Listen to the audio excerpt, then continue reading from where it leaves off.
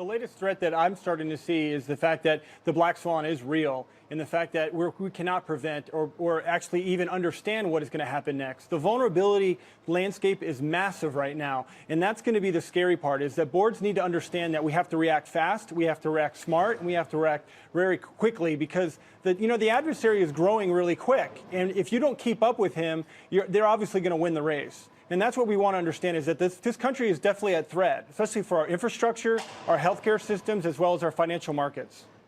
But the DDoS attack on Sony was actually, something that they were already addressing in their last quarter's earnings call and ramping up their servers. And this is a trend that we've seen growing among smaller companies being held ransom.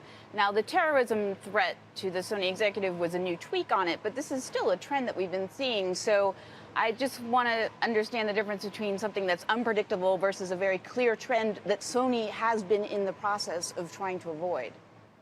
Well, and the interesting thing about that is the procurement process is almost really our problem.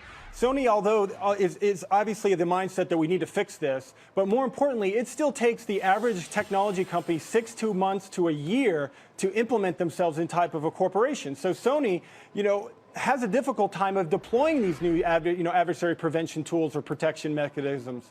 And that's the problem, is that corporate America doesn't adopt fast enough to the the growth and the exponential growth of technology. So this threat is constantly going to happen because we're not prepared quick enough. The tools are out there, but they're actually not deployed quick enough.